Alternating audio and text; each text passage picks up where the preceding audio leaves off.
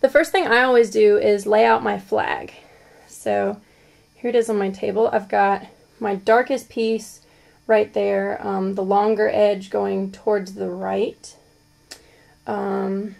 Next darkest piece goes here in that bottom left corner.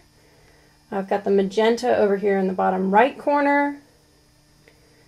The iris goes there in the middle.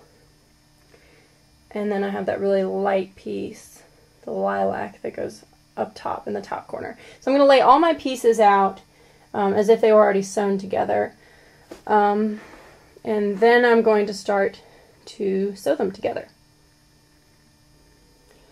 I'm going to start with the sangria and the violet. So I've got my little piece there, and then the bottom left-hand corner here. I'm going to start with these two first and connect them. Second, I'm going to put these two together along this seam, and then I will put these two pieces together along this seam. So let's go ahead and pin this one and show you how to stitch this edge, and then we'll get to that. So what I've done here is pin the sangria on top of the violet and just overlapped them about a 1/4 inch and just pinned them right across here. And you could do it the other way too. You could put the violet on top of the sangria and that would be fine. So I checked the other side and I can see, you know, I've only got about a 1/4 inch overlap, and that's about what I want. This is not an exact science. They don't have to be perfect. It doesn't have to be exactly a 1/4 inch. Just, you know, about as close as you can get. There's also some variation in the cutting. Each piece was cut by someone different, so it's okay that they don't match up exactly. From far away, it won't make any difference at all. So I'm just going to pin it as close as I can to a 1/4 inch overlap, and now I'm going to stitch it. So here we are at the machine, and I'm just going to talk about settings and thread for just a second. Thread, I'm using a purple thread. I don't know if you guys can see that. I have one color purple that I'm just going to use for the whole flag, and that's fine. You can probably use just about any color you want on these, just whatever you have laying around. Black or white might be fine too. Just try and avoid a bright neon green or something that's going to stand out a whole lot on this fabric. But this is plenty close. So I have my purple thread. I have a smaller needle because the Poly China Silk just seems to do better with smaller needles. It tends to pucker a little bit with larger needles. So I try and use about a 12 if I can. And I have my machine set to a regular straight stitch, and the length on that is a 3. So, alright, let's get started. Now this is when it gets difficult for me to film this. I'm going to stitch right along this pinned edge here, pretty, like as close as I can get to it. I'm going to stitch along that edge, pull my pins out, and then we will flip it over and stitch along the opposite edge where we can see the violet, and then we should have a double straight stitch along the seam. So I'm going to go ahead and sew this, and I'll show you when I'm done. So here's what our finished seam looks like. We should have like a double seam here. So we've got one row of stitching here, one row of stitching here. This one's right along the edge of that sangria. And this one is right along the edge of that violet. And now I'm going to do the same thing to this seam here.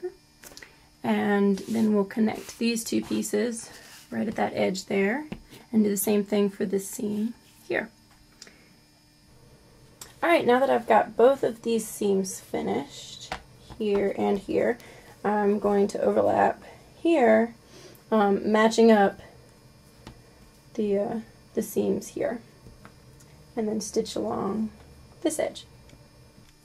So I now have all 4 of these pieces together, and I'm going to do the same thing with the top piece now, overlapping a 1/4 inch, pinning, and doing a double straight stitch.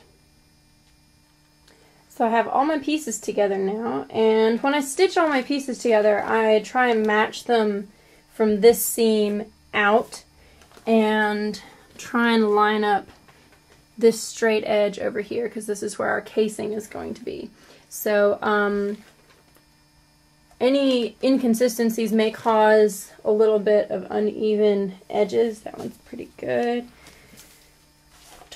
Maybe towards this side, see I've got a little bit extra over here and a little bit extra over here. This is okay. Don't panic if you have a little bit of extra. What we want to do with that extra, hopefully it's just on the top edge and this far right edge over here, is I'm going to mark this.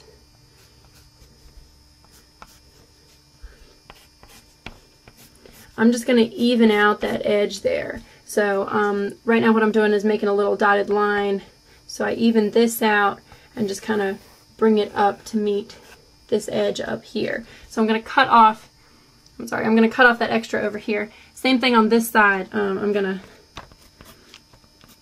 to make a little line that brings me out to the edge down here. So I'm going to cut that extra off so I have a nice straight edge down this side, and this point, this would be one of the top edges, this point curves up and is in line with this edge. So I'm going to go ahead and cut that extra off, and then we'll edge our flag. Now I finished the edges here by flipping the fabric edge in about 1/4 inch and then over again about 1/4 inch, and then stitching right across that inside edge to tack it down. Now I did that across, all the way across this top edge here, and then I did all the way across this bottom edge here, and then third I did this edge just to clean up that corner down there and this corner up here. And last, I pulled about 1/4 inch in and stitched it, so just one fold, and then I stitched that edge, and then I folded it over again, measuring, here we are, 2.5 inches in, and then stitching across this edge here to give enough room for a flagpole. So now I have this stitch all the way up, and space here and at the top for the flagpole to go through.